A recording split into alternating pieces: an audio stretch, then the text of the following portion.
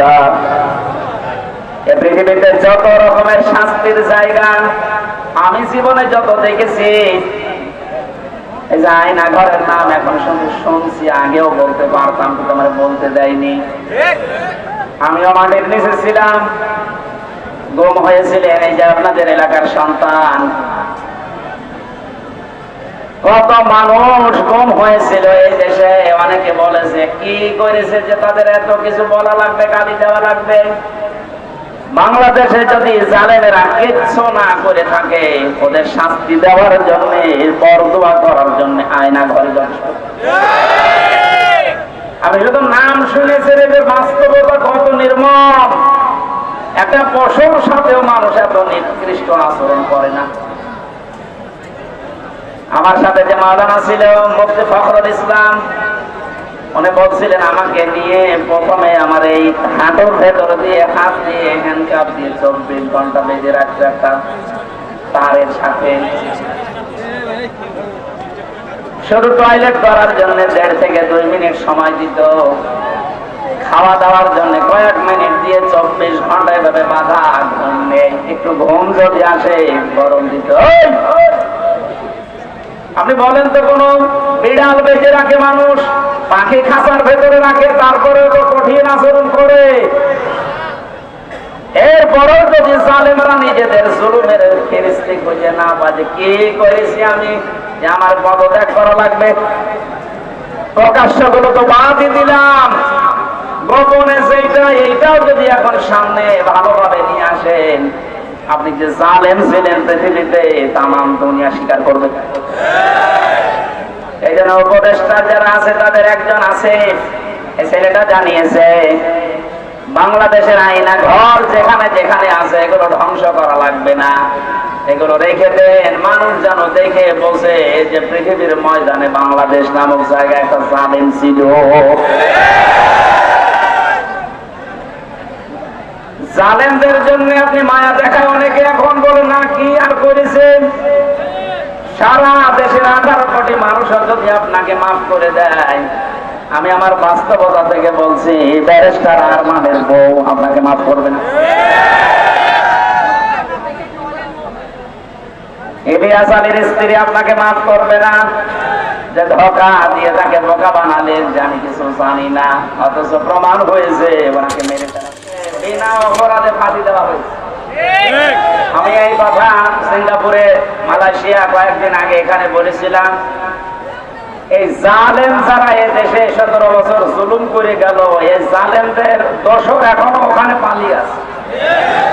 ওরা যে ওই দেশের রাষ্ট্রদূত যারা পররাষ্ট্র মন্ত্রণালয় আছে, ওদের কাছে নালিশ দিয়েছে যে উনি যুদ্ধ অপরাধী যারা মামলার আসামি তাদের পক্ষে কথা বলে। এটা যদি আমার অপরাধ হয়ে থাকে, আবু সাইদ সহ বাংলাদেশের হাজারের উপরে কয়েকদিন 5 তারিখের আগে যারা মানুষকে বিদায় করে দিল, এরা কি মানবতা বিরোধী অপরাধী না? আপনি শুধু নিজের দিকে টানবেন কেন? এরা যারা মারা গেছে এরা মানুষ না?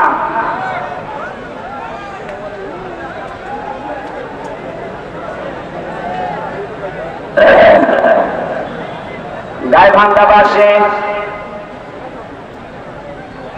কি আমাদের একটা কঠিন পরিস্থিতি আল্লাহ আমাদের সামনে তুলে ধরেছেন। এরপরে আয়াতগুলোতে আরম্ভ করছেন, আল্লাহ পাক বলেন এমন জালজালা অবস্থা আমি পয়দা করব কিয়ামতের ওই ময়দানে, বুড়ো যুবক মানুষ দৃশ্য দেখে বিদ্ধ হয়ে যাবে, ছোটাছুটি করতে থাকবে মানুষ। মেয়েদের লজ্জায় স্থান লাগবে না, সন্তান হওয়ার জন্য পেট ফেটে বের হয়ে পড়ে যাবে। বলেন নাউজুবিল্লাহ।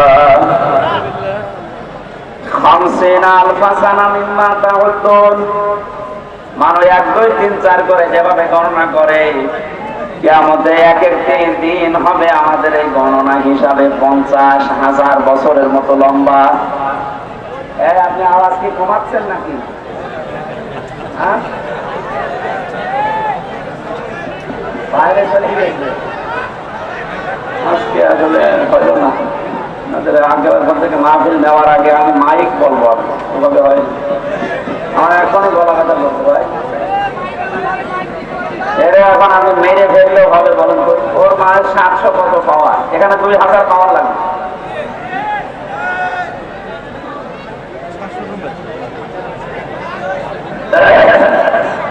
ডাক্তার শফিকুল ইসলাম মাসুদকে দিয়েছে, কাজ হবে। এখন কে দরবেশ বাবার দিয়ে সে কাজ হওয়ার কথা? এ জানিয়ে এসেছে দরবেশ বাবার মুখ। এখন লাগবে শফিকুল ইসলাম মাসুদের মতো, কথা বলছে না?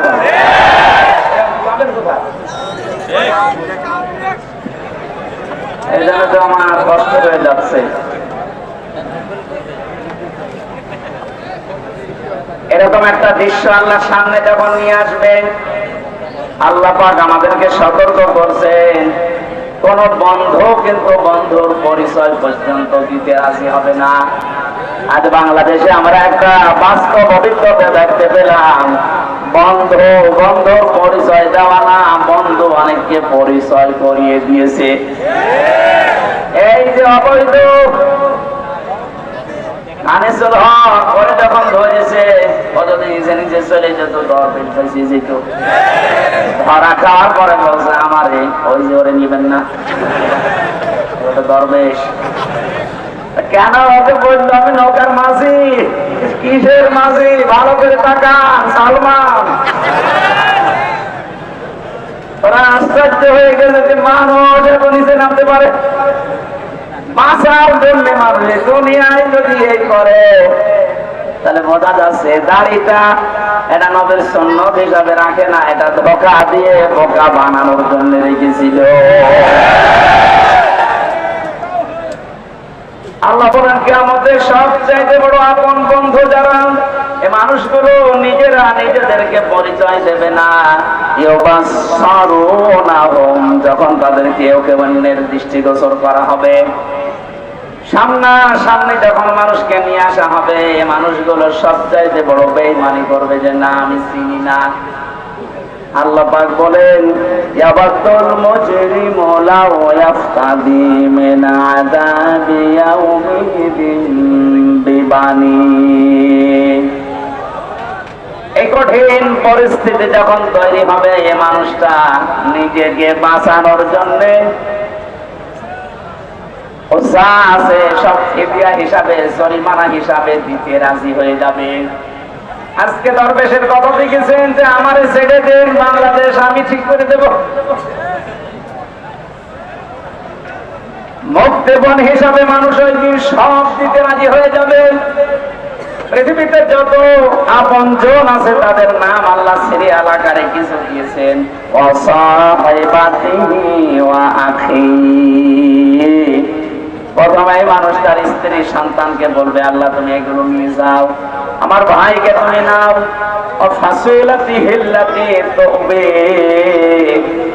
এই দুনিয়ায় যারা তাকে আশ্রয় দিত, দলীয় লোক, সামাজিক লোক, বংশের লোক, যারা তাকে আশ্রয় প্রশ্রয় দিত, এই মানুষগুলোকে বলবে আল্লাহ এগুলো দিয়ে দিলাম। বলেন নাউজুবিল্লাহ। এ কথাকে আপনি 100 ভাগ বিশ্বাস করেন? বলেন। আমি আমার নিজের কথাই বলছি, আপনি নিজের সাথে এবার মিলাবেন। এই যে নিজের দলীয় লোকজন সব মানুষ দিতে চাইবে মুক্তিপণ হিসাবে,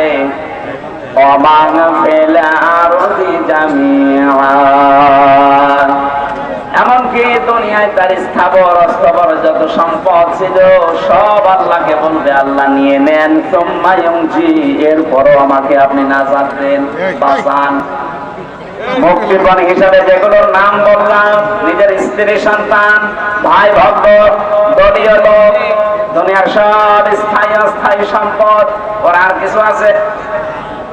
সব দিতে রাজি হবে কোরআন বলছে। এরপরও বলবে আমাকে বাঁচান, আমাকে ছেড়ে দেন। আল্লাহ পাকও জানিয়েছেন সঙ্গে সঙ্গে কাল্লা, কখনো না।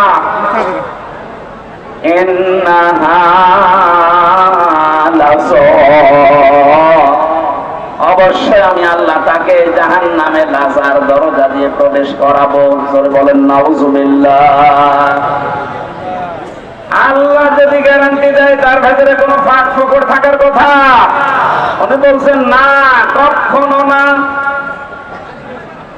তুই যেগুলো দিতে চাইলি একটাও আমি মুক্তিপণ হিসাবে নিতে রাজি না। তোকে আমি লাজাই দেব। এখন লাজা কি? আমরা এখানে অনেকে এর আগে শুনেছি যে জাহান্নামের স্তর আল্লাহ বানিয়েছেন 7টা। কয়টা বলেন বলেন? জান্নাতের স্তর কয়টা? 100টা। আমরা তাই 8টা জানি।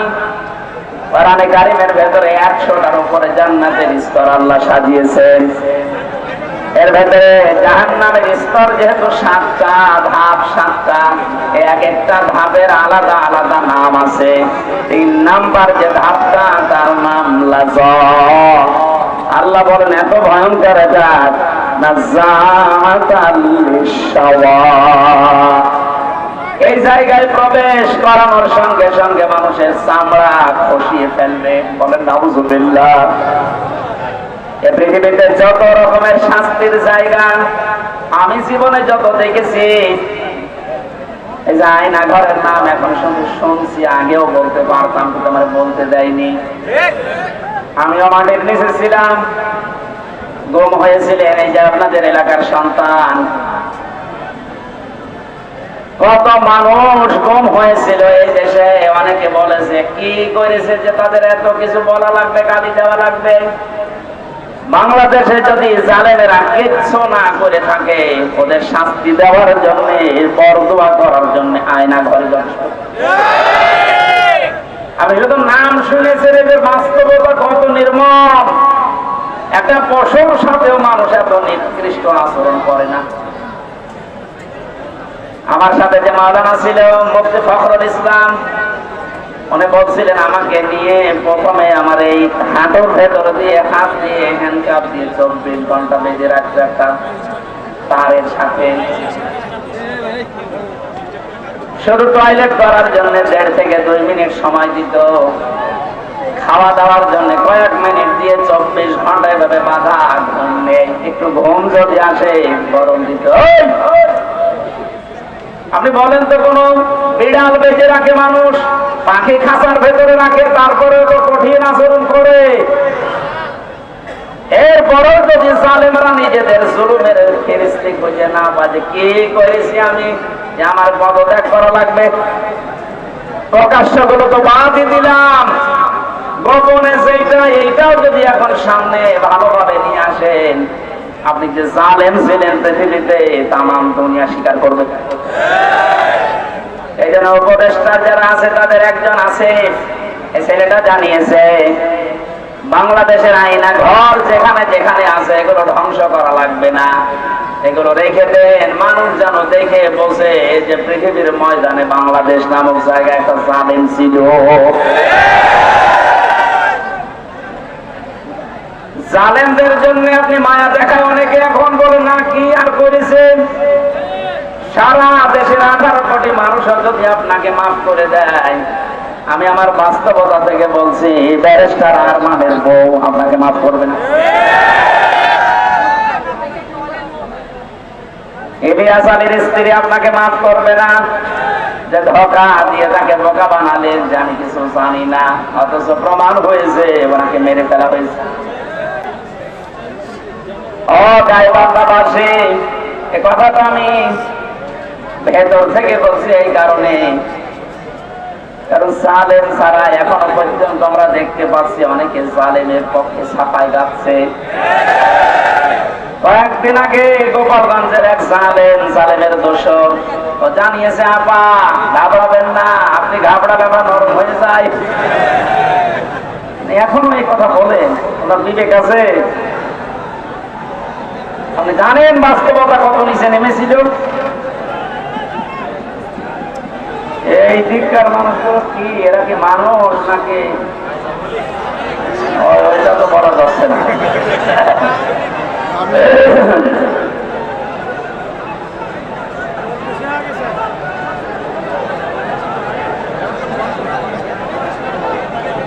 এটার জন্য শেষ করে দেওয়া লাগবে।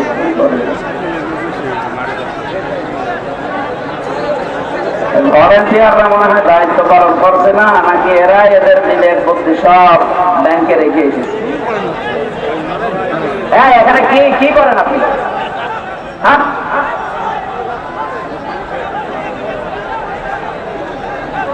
মসজিদে মাইক মন মতো না, কোনো আওয়াজ আছে, আবার এরা যদি এত ডিস্টার্ব করে কি হবে?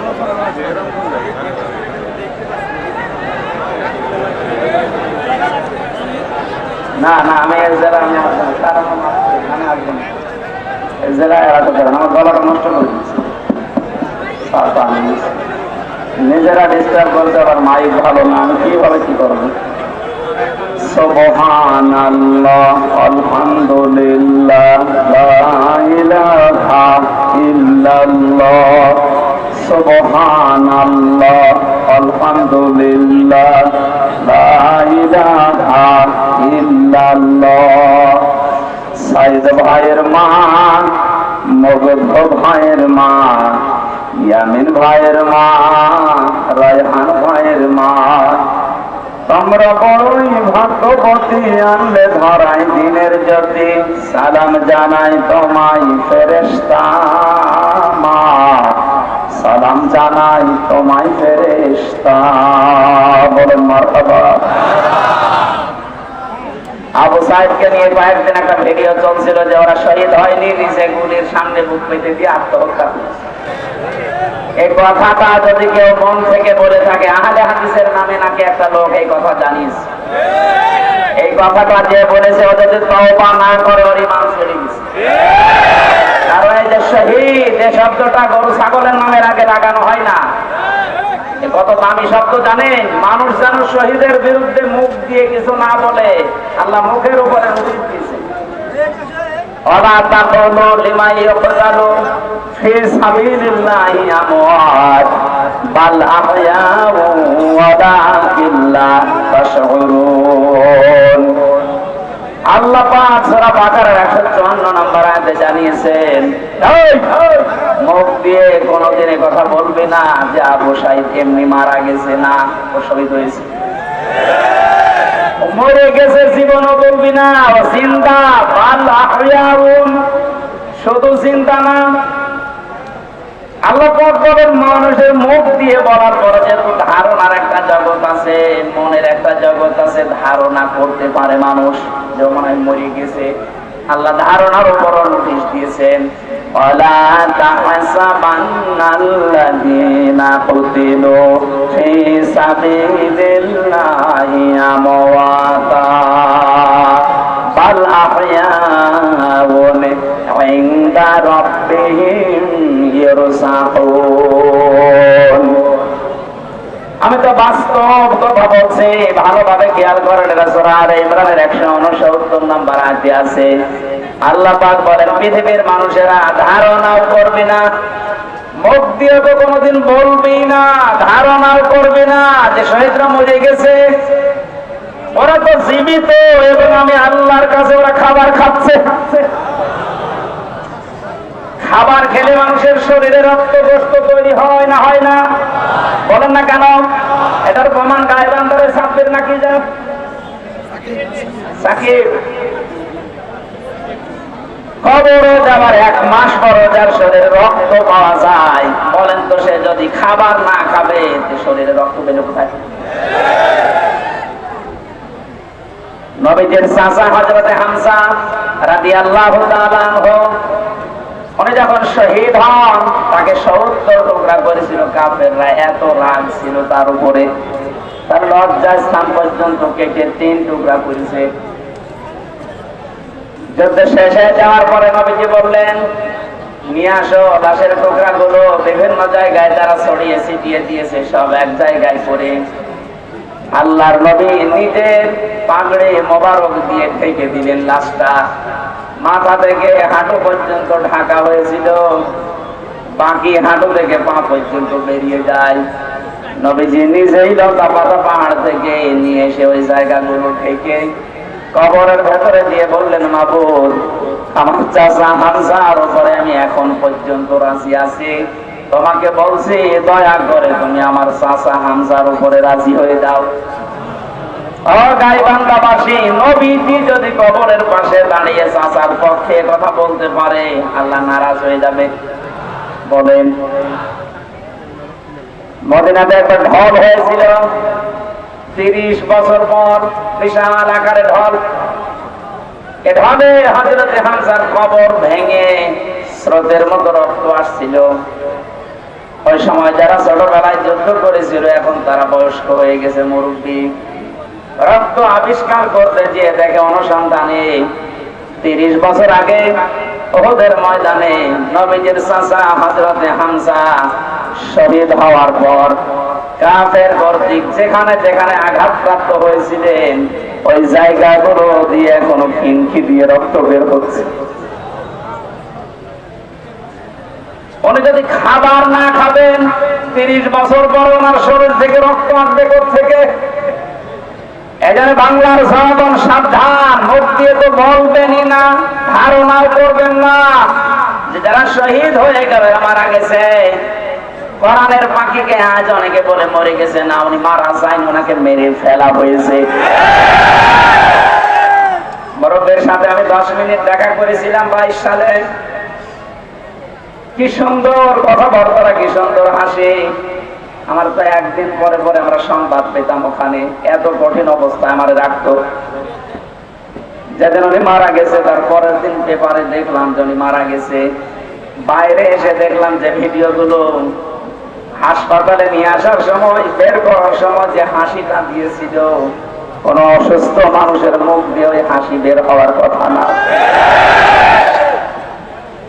ওনাকে ধোঁকা দিয়ে বোকা বানিয়ে জেলার আর সুপার এখন স্বীকার করছে যে আমরা উপরের নির্দেশে এটা করেছি। আমাদেরকে বলা হয়েছিল যে সই স্বাক্ষর করে বলেন যে নির্বাহী আদেশে ছেড়ে দেবে। আমরা এই প্রসেস শেষ করে দিলাম। এই যে ডাক্তার মোস্তফা জামান নামে এই কোলাঙ্গার উপরের নির্দেশ পেয়ে শেষ পর্যন্ত সারা বিশ্বের আলেমদের মাথার মুকুট আমরা যাকে মনে করি, এই যে তাফসীর মাহফিলের জনক যিনি পৃথিবীতে, বিশেষ করে বাংলাদেশে তো হবেই, তাফসীর মাহফিলে শব্দ শুনলে মানুষ মনে করে আল্লামা সাঈদী।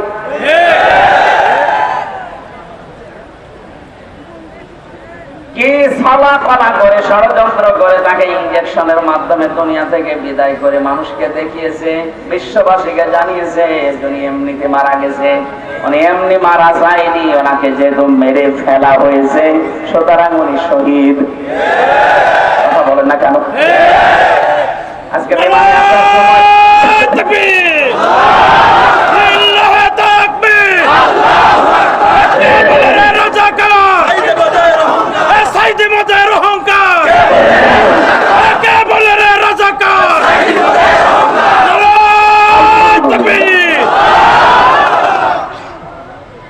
মিরপুরে নামাজ ছিল 10 নম্বরে, মিরপুর ঢাকা। নামাজ শেষ করে প্লেনে ওঠার পরে আমার পাশে যে লোকটা বসে আছে উনি আমারে বলছিল, হুজুর আমরা আপনার দলের লোক না, কিন্তু আমরা জানি আপনাদের আলেম কুলের সিনর। লোকটা দেখলাম আল্লাহ রাসূল বিশ্বাস করে না, কথাবার্তা রাজা বুঝলাম। আমাকে বলছে আল্লামা সাঈদী আপনাদের কোরআনের পাখি বলে যারে জানে, এই লোকটাকে এমনি মারা যায়, ওনাকে মেরে ফেলা হয়েছে। আপনারা যারা আছেন এই মানুষগুলাই চুপ করে, এই মানুষগুলোকে আপনারা বলেন, এই ডাক্তার মোস্তফা জামানকে নিয়ে আপনাকে যে রিমান্ডে নিয়েছিল 10 দিন, ওরে 2 দিন নেন। 2 দিন একটু রিমান্ডে নেন, ও সত্য কথা সব বলে দেবে যে কিভাবে কিভাবে কিভাবে। আমির জামাত ডাক্তার শফিকুর রহমান উদার হয়ে সবাইকে মাফ করে দিয়েছে, কিন্তু উনি একটা শেষ কথা জানিয়েছেন, অন্যায়ের সাথে সরাসরি যারা জড়িত এই মানুষগুলোর কোনো ক্ষমা নেই।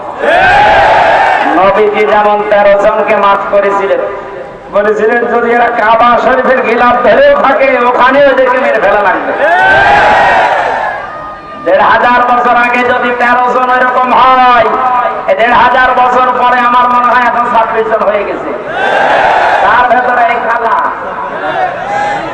অন্ধবস্ত উড়ে গেছে। এরকম আরো যে শয়তানগুলোর কারণে হাজার হাজার মানুষ বিনা কারণে আমার মতো 3 বছর 5 বছর 10 বছর 15 বছর জেলে ছিল, এদেরকে আপনি কি জবাব দেবেন? মাফ করে দিলে সব হচ্ছে? কেউ যদি জালেমকে মাফ করে দেয় সেজন্য মুসলিমের উপর অবিচার করে। এটা ভুক্তভোগী যারা আমরা তো জানি। আমার মেয়েটা আমার চিনি না, ছোটটা আমার মনে কি দুঃখ বলেন তো? যদি অপরাধ করতাম আপনি আমার অভাবে রাখতে পারতেন, কিচ্ছু জানি না। কিন্তু সুখের সংবাদ, গত পরশু দিন আমার মামলা সব ভেস্তে হয়ে গেছে। বিচারপতি দেখার পরে বলছে কি দেখে বিচার করবো, এর ভেতরে তো কোনো মাল নেই। এতদিন আমি বিচার করতাম কিন্তু আমি পারি নাই, ওপরের নির্দেশ ছিল তাই। এখন যেহেতু এরা ঘোড়া কোনো চাপ নেই, এ মামলার কোনো বিচার সব ফেলে দিলাম। আজকে আমার উকিল দেখা করে বললো যে সব বাতিল করে দিয়েছে। আদালত পর্যন্ত হাসে যে একটা মামলা হইল, আর এইটার কারণে 3 বছরের ছেলে রাখা লাগবে, অথচ সাজা যদি লাগিয়ে দেয় সর্বোচ্চ 3 মাস রাখার মতো, বিনা কারণে রেখেছিল কয় বছর? 3 বছর। আপনি তো মাপ চাচ্ছেন জনগণের কাছে, জনগণের ভেতর তো আমি একজন, আগে আমার কাছে মাপ চাবেন। আমি মন থেকে যদি মাফ করে দেই আপনি মাফ করবেন।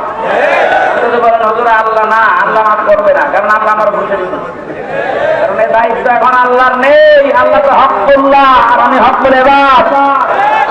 কথা বলেন,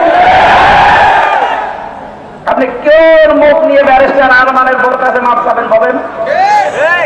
আমান আজমির স্ত্রীর কাছে কি করে মাফ চাবেন? মহিলাটা আজ কত বছর অপেক্ষা করে না থাকতে পারে, গত বছর বিয়ে করে ফেলেছে।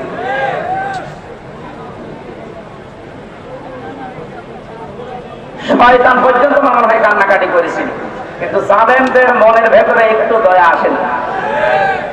এত বড় কঠিন হয় মানুষ, একটু জানিয়ে দিতে পারতেন আপনি গোপনেও যে আপনার স্বামী বেঁচে আছে, আপনি ধৈর্য ধরেন, বের হবে। আপনি মেরে না ফেলে বাঁচিয়ে রাখলেন, আর আমরা জানি যে উনি নেই। মেরে ফেললে হয়তো ব্যারিস্টার আরমানের স্ত্রী অন্য জায়গায় বিয়ে করতো, যদি সংবাদ পেত যে আমার স্বামী নেই। এমন অবস্থায় রেখেছিলেন এর 8টা বছর, এত তারপরও কোনো অপরাধে জড়ায় নাই। ভাগ্য ভালো, কথা বলে না কেন? অন্য কোন সাধারণ মেয়ের ওখানে কত কিছু কত জায়গায় পৌঁছিয়ে দিত। 76 বছর বয়সে এখন শুনছে নাকি বিয়ে করবে, আর তাদের বয়স 35 বছর 32 বছর। এই সমস্ত বয়সে নিজের যৌবনকে যারা 8টা বছর স্বামী আছে কি নেই এই দোদুল্যমান অবস্থায় নিজেকে কন্ট্রোল রাখতে পারে, এগুলো আল্লাহর টাটকা নির্ভেজাল ওলি। অনেকে ফতোয়া দিয়েছিল আল্লাহর ওলি মহিলা এই পৃথিবীতে একজন আছে, এ দেশে যদি কেউ জান্নাতে যায় মানবতার কন্যা জান্নাতে যাবে। শয়তান এগুলো শুনতো আর হাসতো, আল্লাহ তুমি আমার শয়তান বানিয়েছো। গাইবান্ধাবাসী যে আয়াতটা দিয়ে আমি কথা শুরু করেছিলাম, এবার আসেন আল্লাহ বলেন এই যে দরজা দিয়ে প্রবেশ করার সঙ্গে সঙ্গে মানুষের চামড়া খসে যাবে।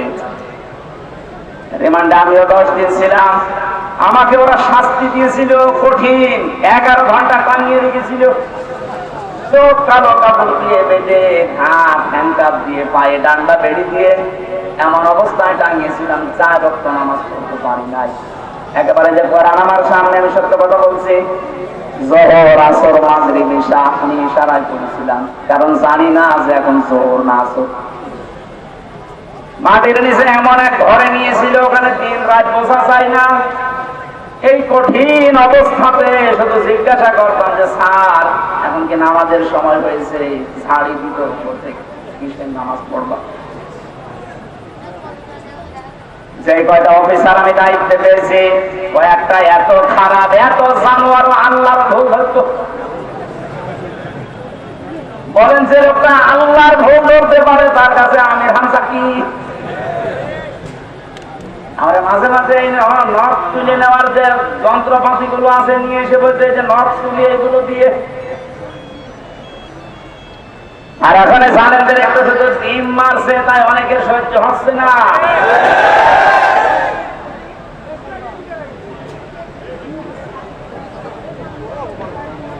এত বড় কঠিন শাস্তির ভেতরে কেউ 8 বছর 10 বছর, আমি তো কান্নার আওয়াজ শুনতাম মাঝে মাঝে 7 তলা থেকে। কারারক্ষীরা বলতো, এমনকি ওখানে প্রশাসনের যে মানুষগুলো বলতো হুজুর এখানে অনেকে 2 বছর 3 বছর 5 বছর আছে, কেউ জানে না। আপনি যদি বাইরে যেতে পারেন বলবেন, ভাগ্যের নির্মম পরিহাস, বের হওয়ার পরে এমন এমন থ্রেট দিয়েছে, যদি কোনো কথা উচ্চারণ করি আমিও গায়েব হয়ে যাব। আল্লাহ যেহেতু নিজে দয়া করে এখন সুযোগ দিয়েছে, বাংলাদেশে শুধু ডিবি অফিসে না, এই ডিজিএফের দায়িত্বে যারা আছে আর্মির এখানে মাটির নিচে আয়না ঘর না, এরকম বহু জায়গায় আছে যেখানে যেটা আছে খুঁজে বের করে ওখান থেকে সবাইকে তাড়াতাড়ি মুক্ত করে দেন। এটা মানবতার সাহিত্যের সবচাইতে বড় অপরাধ এই আয়না ঘর, এই গুম। আজকে বিশ্ব গুম দিবস ছিল।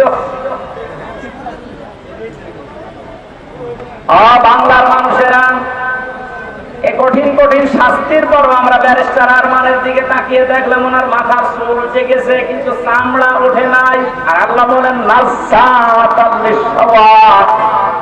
এই লাসা দিয়ে প্রবেশ করার সঙ্গে সঙ্গে মানুষের আগে চামড়া উঠে যাবে। এখন আপনি টের পাচ্ছেন কত বড় ভয়ঙ্কর জায়গা। এই লাসার ভেতরে আল্লাহ বলেন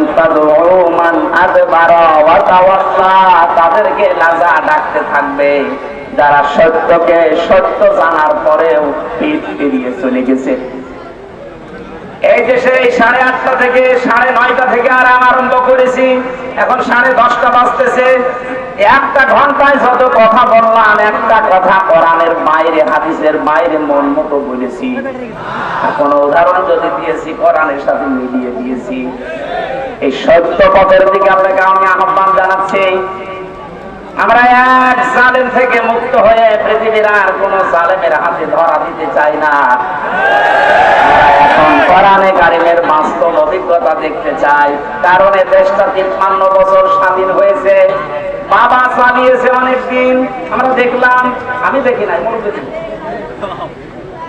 স্বামী চালিয়েছিল, আমি দেখি না। কেন 93 সালের জন্ম, মুরব্বীরা দেখেছে। চাচা চালিয়েছিল, আমি দেখেছি না, কানে জানি না, শুনেছি। কথা বলছে না, বউটা তো দেখলাম, ভাবিরটাও দেখেছি। সবাই তো সবার মতো চালিয়েছে। এখন শুধু দেখতে বাকি আছে যে কোরআন দিয়ে দেশ চললে কেমন দেখা যায়।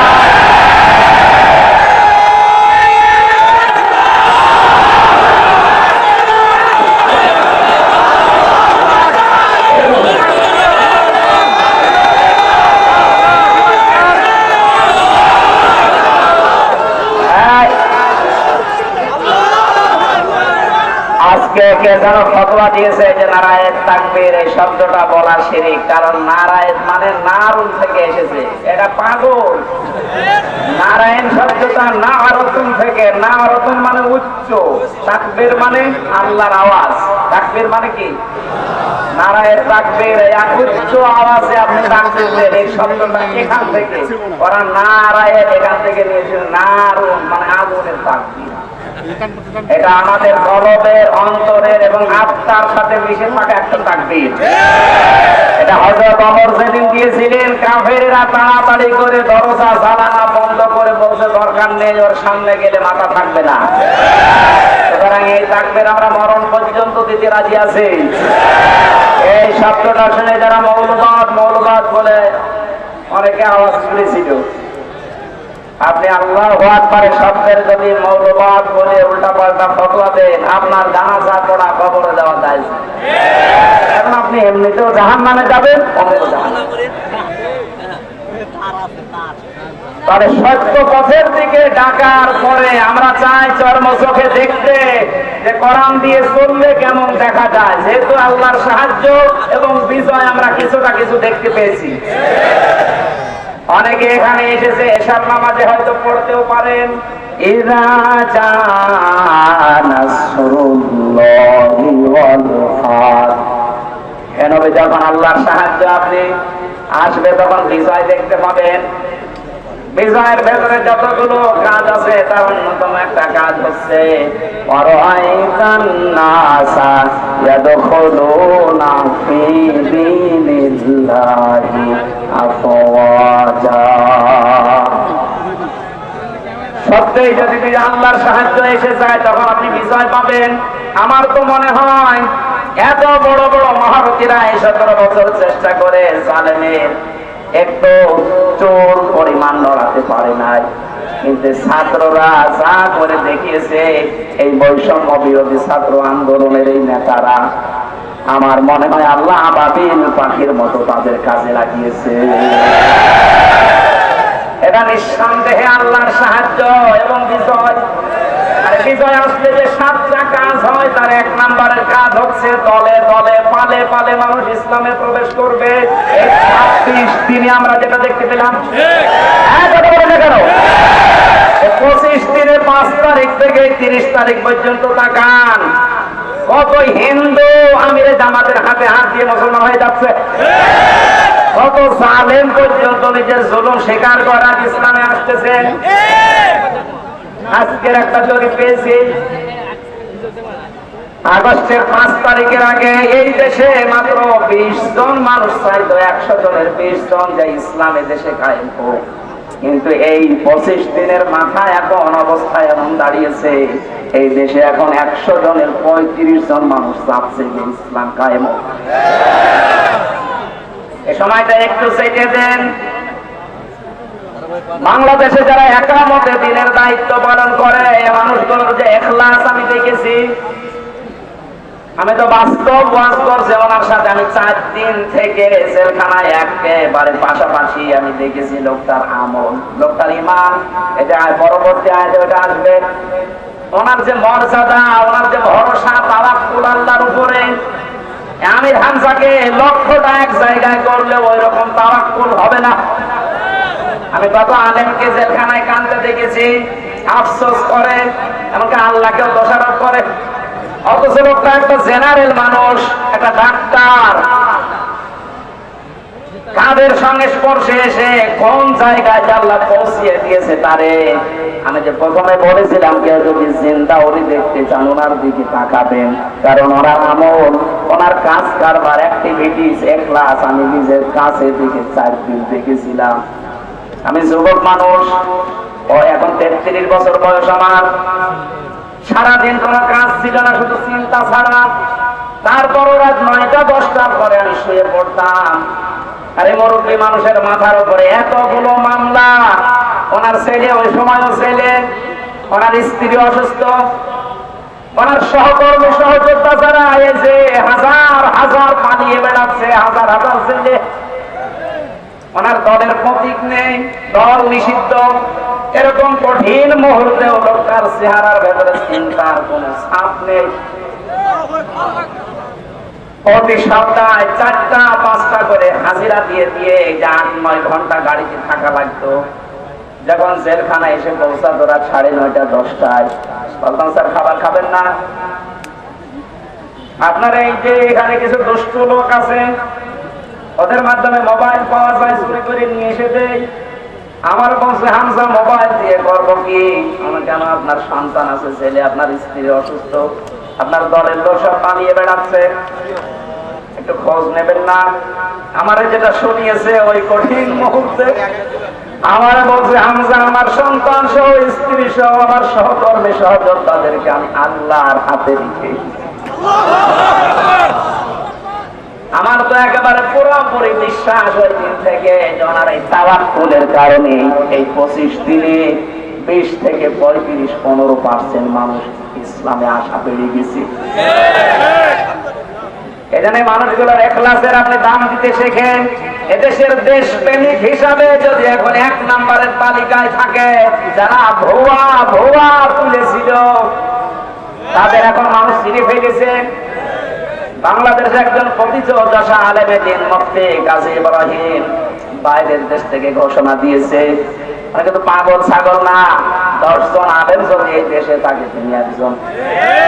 ঘোষণা দিয়েছে, এই বাংলাদেশে যদি কেউ দেশপ্রেমিক বলে দাবি করে, সেটা 1 নম্বরের জামাত আর শিবিরেরা। বাকি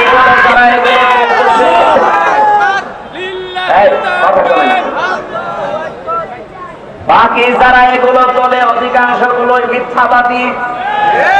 দেশপ্রেমের ধোয়া তুলছে যে আমি দেশপ্রেমিক, অথচ শরীরের ভেতরে দেশপ্রেমের কোন চিহ্ন নেই। পায়ে যে জুতা দিয়ে আছে বিদেশি জুতা, গায়ে যে শার্ট দিয়েছে বিদেশি শার্ট, হ্যাঁ কথা বলে না, এমনকি মাথার চুলেন কাটিং তাও বিদেশি, বিরাজ করে এসেছিল বিদেশি, এমনকি বিয়ে করেছে তাও বলছে দেশে শয়তান এগুলো দেখে হাসবে। এখন মনে হয় শয়তানের হাসি একটু বন্ধ হয়েছে।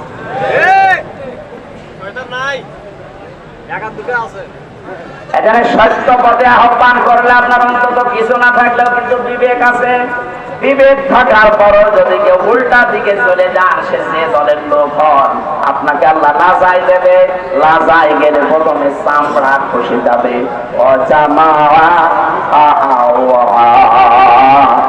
আল্লাহ পাক বলেন 2 নম্বরে দুনিয়ায় যারা মাল সম্পদ জমা করে আর মনে করে এটা স্থায়ী ভাবে থাকবে, এটা আজকে অনেকে 17 বছর মনে করেছিল।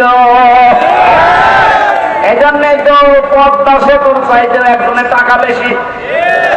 এই দরবেশের টাকার পরিমাণ দেখেছে, শুধু ঋণ ছিল 36,000 কোটি টাকা। পদ্মা সেতু বানাতে 2 নাম্বারই করে বলে গেছে মাত্র 32,000 কোটি। তার মানে ওর টাকা দিয়ে আর একটা বানানো যাবে। এ হাতের সাথে 100 ভাগ মিলে গেছে।